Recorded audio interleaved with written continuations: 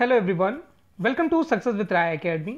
22 अप्रैल 2023 के दैनिक जागरण के राष्ट्रीय संस्करण को आज की इस वीडियो में हम डिस्कस करेंगे। तो चलिए वीडियो को स्टार्ट करते हैं।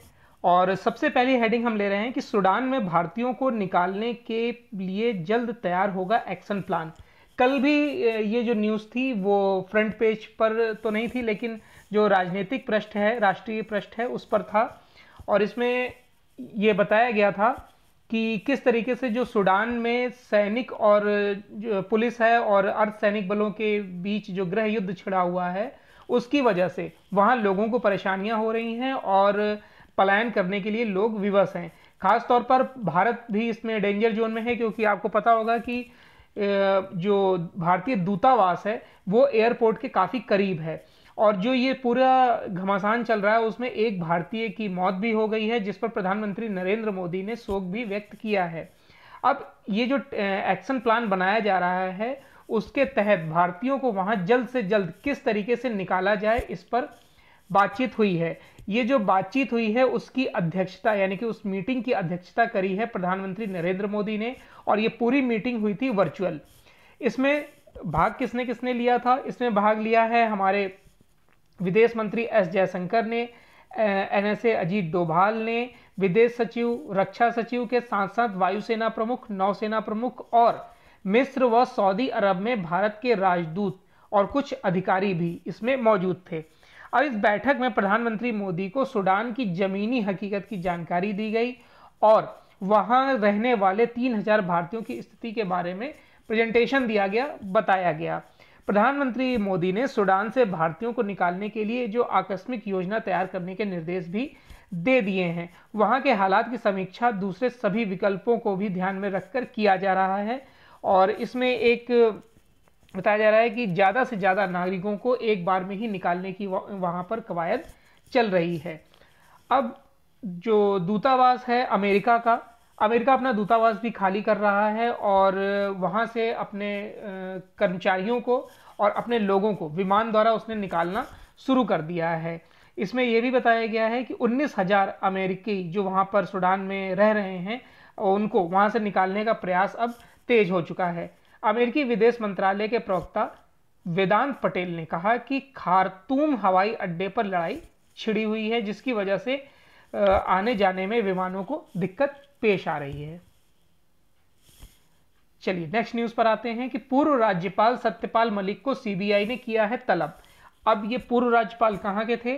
जम्मू कश्मीर के थे। जम्मू कश्मीर के ये पहले राज्यपाल थे। जब जम्मू कश्मीर को केंद्र शासित प्रदेश बनाया गया तो वहां के ये पहले राज्यपाल बने थे। इन पर आरोप है बीमा घोटाले के मामले में, इन्हें आरोपी के तहत बुलाया गया है। और जब इन्हें बुलाया गया तो इन्होंने भी उस पर हामी भरी कि हाँ मुझे बुलाया गया है और मैं 27 से 29 अप्रैल तक उपलब्ध हूँ सीबीआई के सामने। उन्होंने बताया कि 23 अगस्त 2018 और 30 अक्टूबर 2019 के बीच जम्मू कश्मीर के राज्यपाल जब वो थे तो उनके कार्यकाल में 2 फाइलों को मंजूरी देने के लिए इन्हें 300 करोड़ रुपए की रिश्वत की पेशकश की गई थी। अब सीबीआई इस पे पूरा डिटेल से बात करेगी, इनसे पूछताछ करेगी कि वो 300 रुपए की रिश्वत किस लिए और किस कंपनी द्वारा या किन लोगों के द्वारा दी गई थी। और हालांकि इसमें जो दिल्ली के मुख्यमंत्री हैं अरविंद केजरीवाल, उन्होंने सत्यपाल मलिक के सपोर्ट में बयान दिया है। नेक्स्ट न्यूज है कि सैन्य वाहन को घेर ज्वलनशील पदार्थ से किया गया था हमला। कल जो न्यूज में हमने पढ़ा कि पुंछ में सैन्य वाहन पर जो अचानक हमला किया गया, वो हमला नहीं था, एक योजनाबद्ध तरीके से अंजाम दिया गया था। यानी उन्हें पता था कि इस रोड से सैन्य जो बस है वो आएगा और हमें किस तरीके से हमला करना है। आतंकवादियों ने ज्वलनशील पदार्थ के साथ स्टिकी बम का भी इस्तेमाल किया था। इसके चलते ही जवान बुरी तरीके से झुलस गए। आतंकियों ने जवानों पर करीब से गोलियां भी चलाई। एक जवान के सिर के ऊपरी हिस्से में गोली लगी। आतंकियों ने किस तरह से स्टिकी बम का इस्तेमाल किया, इसकी जांच सुरक्षा एजेंसी एनआईए कर रही है। 6 से 7 आतंकियों के एक दल ने जम्मू पुंछ हाईवे पर संगियोट में एक सुनसान जगह पर वाहन को 3 तरफ से घेर कर निशाना बनाया। इस हमले में गोलियों और ग्रेनेड के साथ चीन में बनी स्टील की गोलियों का भी इस्तेमाल किया गया है। हमले के बाद भाग निकले आतंकियों की तलाश में सेना ने तलाशी अभियान छेड़ दिया है और जल्द ही इन्हें पकड़ा भी जाएगा और मारा भी जाएगा। चलिए नेक्स्ट न्यूज पर आते हैं। नेक्स्ट न्यूज है कि राष्ट्र सिर्फ राष्ट्र हित को अपने फैसलों का आधार बनाए नौकरशाह। नौकरशाह मतलब आप जो आईएएस होते हैं, जो सिविल सर्वेंट होते हैं, उनकी बात होती है। प्रधानमंत्री नरेंद्र मोदी ने नौकरशाहों से अनुरोध किया है कि वो सिर्फ राष्ट्र हित को अपने हर फैसले का आधार बनाएं, यानी वो जो भी कार्य करें, जो भी डिसीजन ले, उसमें राष्ट्र हित को ध्यान में रखकर या राष्ट्र हित को सर्वोपरि तौर पर रखा जाए। साथ ही उन्होंने कहा कि देश ने आप पर काफी विश्वास किया है और आपको उन विश्वास को बनाए रखना है। प्रधानमंत्री मोदी ने कहा कि यह विश्लेषण करना भी नौकरशाहों का दायित्व है कि सत्तारूढ़ दल करदाताओं के पैसे का इस्तेमाल अपने लाभ के लिए कर रहे हैं या राष्ट्र के लिए कर रहे हैं। सिविल सेवा दिवस के अवसर पर राष्ट्र निर्माण में नौकरशाहों के योगदान की सराहना करते हुए प्रधानमंत्री ने कहा कि उनकी सक्रिय हिस्सेदारी के बिना भारत का त्वरित विकास संभव नहीं होता है। अपने लगभग 33 मिनट के भाषण में मोदी ने आग्रह किया कि हर सरकारी कर्मचारी, चाहे वह केंद्र का हो या राज्य सरकार का हो, वह सुनिश्चित करे कि उसके हर फैसले का आधार सिर्फ राष्ट्रहित होगा। उन्होंने कहा कि दुनिया कह रही है कि भारत का समय आ गया है, लिहाजा देश की नौकरशाही के पास बर्बाद करने के लिए समय नहीं है। देश ने आप पर विश्वास किया है, इसलिए उस विश्वास को कायम रखते हुए काम कीजिए। नेक्स्ट न्यूज है, सेना के बेड़े में जल्द शामिल होगा स्वदेशी यूएवी नागास्त्र। सेना के बेड़े में स्वदेशी नागास्त्र जल्द शामिल होगा। सोलर इंडस्ट्री नागपुर को सेना ने मानव रहित हवाई वाहन नागास्त्र की आपूर्ति का ठेका दिया है, यानी कॉन्ट्रैक्ट दिया है। यह स्वदेशी तकनीक से देश में विकसित पहला यूएवी होगा। सोलर इंडस्ट्री के अधिकारी ने कहा कि गोला बारूद और रक्षा क्षेत्र में आत्मनिर्भरता के लक्ष्य के साथ सोलर इंडस्ट्री नागपुर की सहायक कंपनी इकोनॉमिक्स एक्सप्लोसिव्स लिमिटेड यानी EEAL ने जेड मोशन बेंगलुरु के सहयोग से नागास्त्र 1 को डिजाइन और विकसित किया है। इसे हाल ही में दिल्ली में आयोजित आर्मी कमांडर की बैठक में प्रदर्शित किया गया। 75% से अधिक स्वदेशी सामग्री से निर्मित नागास्त्र 1 में विश्व स्तरीय विशेषताएं हैं। यह कैमरे के माध्यम से दुश्मन की निगरानी करने के साथ ही लक्ष्य पर प्रहार कर सकता है। नेक्स्ट न्यूज है, सरकार ने नए सिरे से लॉन्च की उड़ान सेवा। पुरानी योजना के मुकाबले उड़ान 5.0 को बनाया गया है आकर्षक। देखिए, देश के जो छोटे शहर होते हैं या दूरस्थ इलाके होते हैं, उनको भी हवाई मार्ग से जोड़ने की जो पहल है, उड़ान यानी उड़े देश का आम नागरिक सेवा को नए सिरे से लॉन्च किया गया है और इसे 5.0 का नाम दिया गया है। इसे पुरानी योजना के मुकाबले काफी आकर्षक बनाया गया है। इसके लिए नागरिक उड्डयन मंत्रालय ने विमानन कंपनियों से निविदाएं मांगी हैं। मंत्रालय ने बताया है कि अब उड़ान के तहत कंपनी के लिए 600 किलोमीटर की दूरी संबंधी बाध्यता समाप्त कर दी गई है। इसमें सिर्फ श्रेणी 2 और श्रेणी 3 के रूटों पर का ध्यान दिया जाएगा। श्रेणी 2 रूटों पर विमानन कंपनियों को 20 से 60 सीटों की बिक्री सरकार की तरफ से तय दरों पर ग्राहकों को देनी होती है, जबकि श्रेणी 3 के रूटों पर इन सीटों की सीमा 80 होती है। इस स्कीम के तहत केंद्र सरकार विमानन कंपनियों को सब्सिडी देती है। अभी तक प्राथमिक क्षेत्र वाले रूटों और गैर प्राथमिक रूटों के लिए 500 किलोमीटर तक की दूरी के लिए सब्सिडी दी जाती थी। इसे बढ़ाकर 600 किलोमीटर कर दिया गया है। चलिए नेक्स्ट न्यूज पर आते हैं। नेक्स्ट न्यूज है कि कोविड टीकाकरण अभियान सहित 15 को मिला प्रधानमंत्री पुरस्कार। अब देखिए, लोक प्रशासन में उत्कृष्टता के लिए शुक्रवार को प्रधानमंत्री पुरस्कार 2022 प्रदान किया गया। यह नवोन्मेष के लिए केंद्र, राज्य और जिला श्रेणियों में प्रदान किया गया। विज्ञान भवन में आयोजित 16वें सिविल सेवा दिवस पर प्रधानमंत्री नरेंद्र मोदी द्वारा 15 पुरस्कार प्रदान किए गए। कार्यक्रम में केंद्रीय स्वास्थ्य मंत्रालय के कोविड टीकाकरण अभियान के साथ ही प्रधानमंत्री गति शक्ति राष्ट्रीय मास्टर प्लान को पुरस्कार के लिए चुना गया था। दोनों को केंद्र श्रेणी में पुरस्कार दिया गया। वहीं जम्मू कश्मीर में युवाओं के जीवन स्तर में बदलाव के लिए चलाए गए मिशन यूथ के साथ ही गुजरात के कैडवर ट्रांसप्लांट प्रोग्राम को पुरस्कार प्रदान किया गया।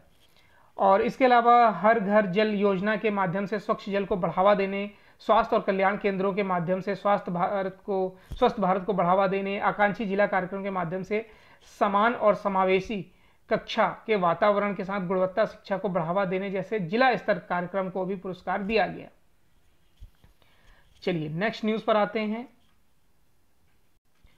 और ये न्यूज है बिजनेस पेज से। बिजनेस पेज में आज हमारे लिए 3 न्यूज हैं। पहली न्यूज है कि इलेक्ट्रॉनिक्स इकोनॉमी की राह पर भारत। अब देखिए, भारत इलेक्ट्रॉनिक्स व ऐप इकोनॉमी बनने की ओर अग्रसर है। इलेक्ट्रॉनिक उत्पादों के निर्यात को लेकर भारत के प्रति दुनिया की बड़ी कंपनियों के रुझान अब साफ हो गए हैं। मात्र 2 साल में इलेक्ट्रॉनिक उत्पादों के निर्यात में आई तेजी भी कुछ ऐसी ही कहानी कह रही है। अगर हम बात करें मुंबई और दिल्ली में जो एप्पल स्टोर ओपन किए गए हैं, उसकी लॉन्चिंग पर जो कंपनी के सीईओ हैं टिम कुक, उन्होंने कहा कि वह भारत में अपने कारोबार को बढ़ाने के साथ देश भर में निवेश के लिए प्रतिबद्ध हैं।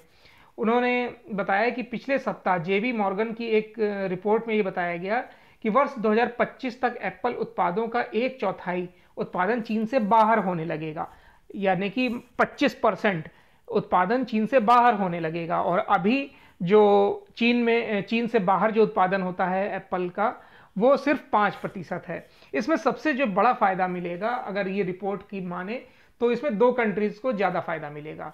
पहला है वियतनाम और दूसरा है भारत। तो जाहिर सी बात है भारत इस मौके को नहीं गंवाना चाहेगा। नेक्स्ट न्यूज है, महंगाई रोकने के लिए सही दिशा में हैं हम, आरबीआई। अब आरबीआई ने यह स्टेटमेंट क्यों दिया है? देखिए, पिछले 6 महीनों के दौरान महंगाई के ढीले पड़ते तेवर को देखकर आरबीआई भी उत्साहित है। इस महीने की शुरुआत में मौद्रिक नीति की समीक्षा करते हुए आरबीआई ने रेपो रेट को ना बढ़ाने का निर्णय लिया है। हालांकि जब पॉलिसी आएगी, मॉनेटरी पॉलिसी, तो उसमें पता चलेगा। हालांकि इसमें यह बताया जा रहा है कि अभी तो ऐसा कोई डिसीजन नहीं लिया गया है। शुक्रवार को जारी मासिक रिपोर्ट में आरबीआई ने भी यह कहा कि वह महंगाई दर को 4% या इसके आसपास स्थिर रखने के लिए लगातार प्रयासरत है। महंगाई दर जो अप्रैल 2022 में 7.8% थी, वो अप्रैल 2023 में घटकर 5.7% के दर पर आ गई है। तो ये एक पॉजिटिव माना जा सकता है न्यूज़। अब एमपीसी यानी मौद्रिक नीति समीक्षा करने वाली जो समिति होती है, जिसके बारे में कल मैंने डिटेल से बताया था, आप देख लीजिएगा कल का वीडियो दैनिक जागरण वाला। वर्ष 2022 से 2027 तक महंगाई दर को औसतन 4% पर लाने का लक्ष्य रखा गया है और इस पर आरबीआई कार्य भी कर रही है। महंगाई जब ज़्यादा बढ़ती है तो उसे कम करने के लिए आरबीआई को ब्याज दरों को बढ़ाना पड़ता है। इससे खपत पर असर होता है और महंगाई नीचे आ जाती है। चलिए नेक्स्ट न्यूज़ है कि इस बार अब तक 12 लाख टन अधिक गेहूं खरीदा गया है।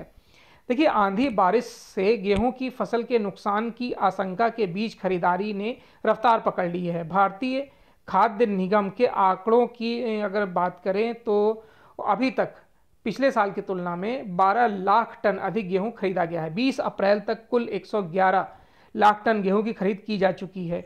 पिछले 4 दिनों से पहले मात्र 41 लाख टन ही था जो स्टोर था, और वो अब 12 लाख टन तक पहुंच गया है। तो ये जो उछाल देखा गया है वो वाकई में एक पॉजिटिव माना जा सकता है भारतीय खाद्यान्न उत्पादन के लिए। चलिए नेक्स्ट न्यूज़ पर आते हैं, जो है इंटरनेशनल पेज से।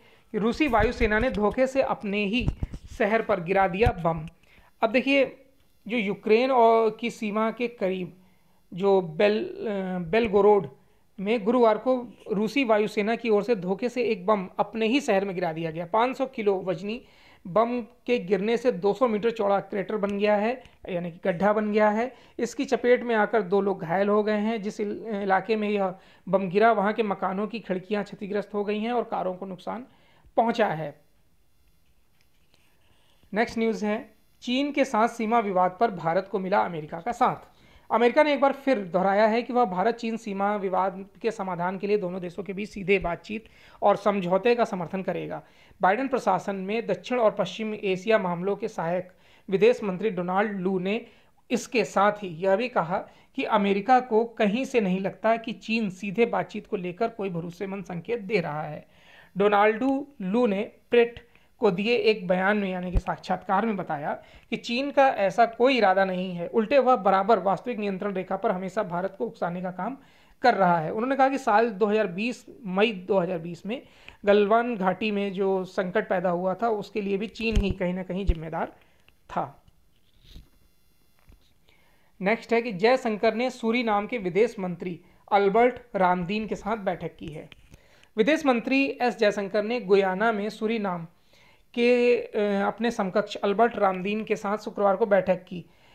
3 दिन की आधिकारिक यात्रा पर शुक्रवार को गुयाना पहुंचने पर विदेश मंत्री जयशंकर का राजधानी जॉर्ज टाउन में गुयाना के विदेश मंत्री हुग टोड ने गर्मजोशी से स्वागत किया। गुयाना के बाद विदेश मंत्री 24 से 25 अप्रैल तक 2 दिवसीय यात्रा पर पनामा जाएंगे। वहां शीर्ष नेतृत्व के साथ मुलाकात करेंगे। अपने आधिकारिक ट्विटर हैंडल पर जयशंकर ने प्रवासी भारतीय दिवस के लिए सूरीनाम के राष्ट्रपति चान संतोखी की भारत यात्रा की याद दिलाई। उन्होंने कहा कि इससे दोनों देशों के बीच सदियों पुराना संबंध मजबूत हुआ है। चलिए, तो ये आज का यानी 22 अप्रैल 2023 का दैनिक जागरण का राष्ट्रीय संस्करण था। आई होप आपको वीडियो अच्छा लगा होगा। अगर वीडियो अच्छा लगा हो तो लाइक और शेयर कर दीजिएगा। वीडियो देखने के लिए धन्यवाद।